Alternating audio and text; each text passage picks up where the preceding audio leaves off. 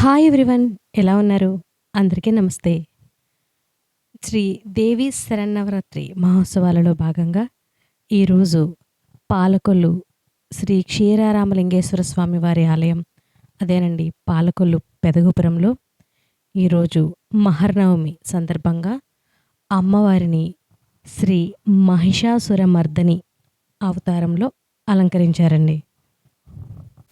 అమ్మవారి అలంకరణ చాలా అంటే చాలా చూడముచ్చటగా, అందంగా ఉందండి. పెద్ద సంఖ్యలో భక్తులు ఆలయానికి వచ్చారు అమ్మవారిని దర్శించుకోవడానికి. అమ్మవారికి అలంకరణ చాలా బాగా చేశారు.